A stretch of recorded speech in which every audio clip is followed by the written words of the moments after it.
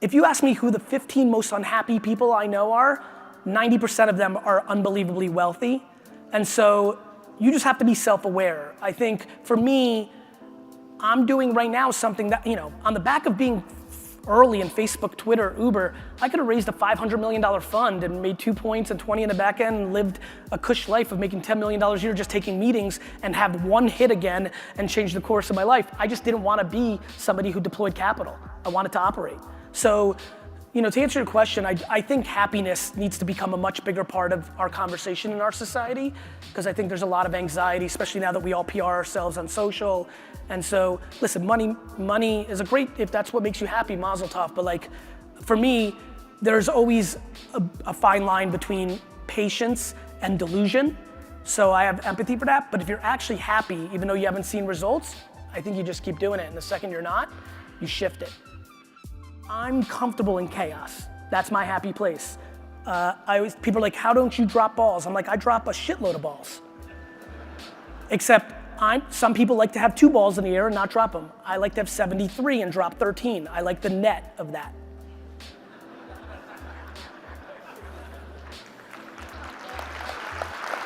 And this goes back to my themes. I mean, I become outrageously passionate about self-awareness.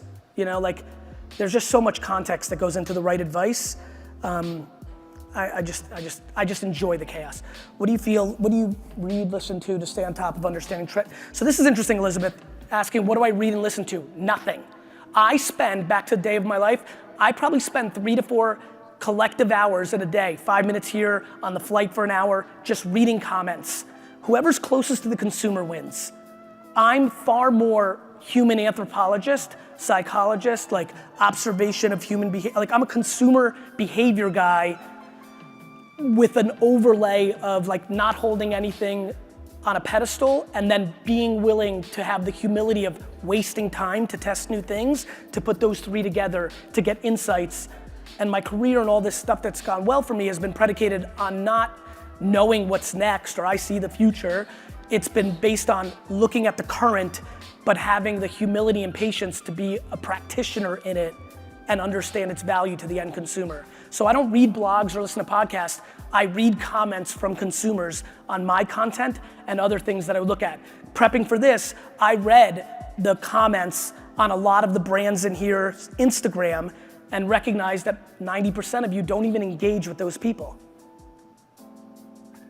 Everybody should walk out of this hall right now and look at your Instagram of your brand and look at the last 10 posts and see that 90% of the people that commented on the photo weren't replied to by you. Because it speaks to lack of depth. We are so obsessed with CAC. We spend such little time on LTV, and it's not something that I have to be confused by. I know it because I'm watching how you're engaging with the actual end consumer, which is also how the other end consumers can see how you're engaging with. There's new rules. There's new rules. That's why you're seeing so much growth and so much carnage. And by the way, Kraft or Netflix or things this is all just a preview. This is the preview, my friends. Toys R Us is the preview. It's not the anomaly. And there's many smart people in here. With the amount of cash that's in the system, God forbid when that dries up, AI and machine learning really gets there in the next 2 decades. I'm asking everybody here to figure out how to drive down the cost of creative videos and pictures so that you can make 4,000 of them in 6 months instead of 48. As machine learning and AI grow, we will eventually be able to get to a place where I can get to every one of you based on the data that I know about you. For example, based on that last question, I will always stop if a New York Jets reference is put in my content because that's emotionally important to me. And if you're selling a burger or a weight training program or a massage, that will stop me if you incorporate the Jets.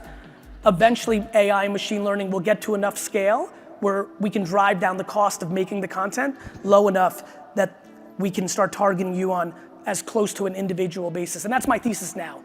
When we take on a client, my job is to figure out how many cohorts mean something to them and how many of them can I actually make content for against the media spend until there's diminishing returns for the cost of the content in return for the short-term and long-term business goals. How should an entrepreneur handle the hostile efforts of the new wave of politicians and regulators to seek and prevent success? Look, you're talking to somebody who was born in the Soviet Union. no matter how bad you think it is here, it's fucking amazing.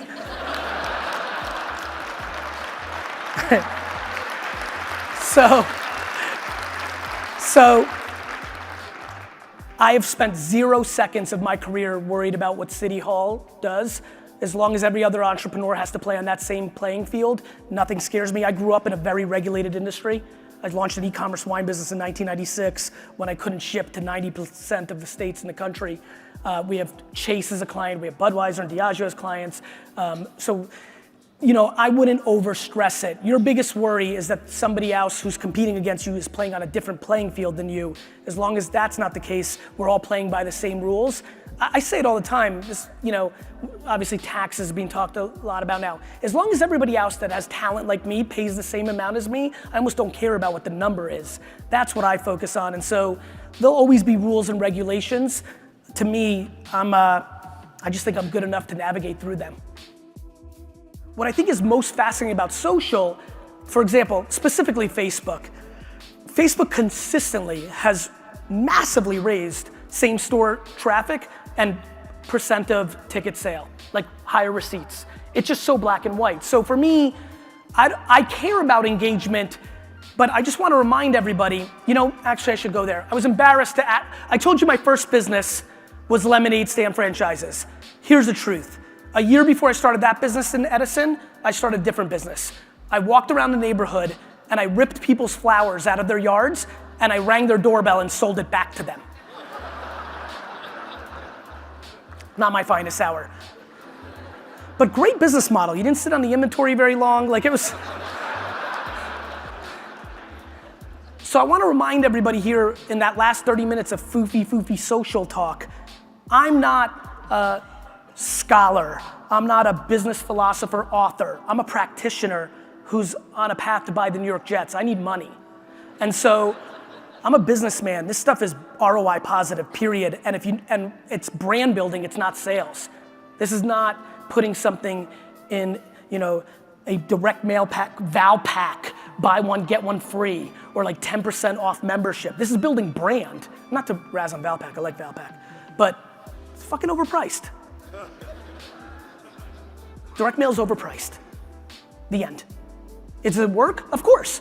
Do you know what the alternative is when you run Facebook the same way you do direct mail? That's my question. If voice marketing is next, what's after that? And how do you recommend for us to figure it out? Ryan, I'm not Nostradamus, I have no idea. I do think voice is next, but I think voice is still a good 7, 6, 9. I can't really get a grasp, but I know it's not right now. I know that people are starting to do things. Again, now that we're doing a little music, now that we're doing a little, you know, some people, how many people here have bought something off of Amazon using the Alexa? Raise your hand. It's a nice number. Like, so it's happening, but I think it's still 24 to 36 months away from it kind of mattering. To me, directly for this business, the cross-section of brands being built that don't have physical footprints, that use last mile and mobile, along with voice is what I'm most worried about, because if your brand doesn't mean something in 7 years, you're gonna lose by the toll booth of Amazon, which is gonna make the Google toll booth seem like a penny. What is your morning ritual like? Most successful people have a great routine. I'm curious what yours is. Caleb, I grab my phone, I go take a poop, and I run out the door as fast as possible. That's what I got. That's all I got, my man. Ryan, franchising is often slow to adapt. Using your experience with your father, how did you convince him to adapt to traditional model? That's such a great point. So, Sasha Vaynerchuk was not super, like I remember him yelling at me, like get off the computer and get on the floor. What is amazing about growing up in such a family business environment where, you know, my biggest cynicism to corporate is that I grew up in an environment where the health of our business made our lives real. Like there was no it wasn't like I was gonna jump from Little John's to Sonic, you know, like this was our lives. So all my marketing has always been like life on the line, kids' health on the line. What convinced my dad was results. You know, the biggest reason more people aren't further along with social marketing strategy is most people have tried a small test and it failed. Because they haven't used enough money. You know, I love when people are like, Gary, TV works for us, social doesn't. I'm like, cool, break it down for me. I'm like, how much do you spend on TV? 9 million. How much do you spend on social? 100,000. Number two, in their tests, unfortunately, just like right now, just like sports betting and cannabis and cryptocurrency, when social first popped a decade ago, you have a lot of fake wannabes who are opportunistic, who use a couple buzzwords nobody really understood, so they hired somebody and they didn't have the skill set to drive business results. They talked about getting followers or likes, which doesn't translate to the results we care about in this room. So my dad responded to results. The first year I ran the business, we went from 4 to 10 million. That ended every fucking discussion ever again. When is, you could see some energy behind that one. When is email going to die? I hope it hurries up. What will replace it? Slack? I actually think email's still an incredible channel. You know, I think, look, I used to have 90% open rates on my email. It's down to 30, so it's died-ish.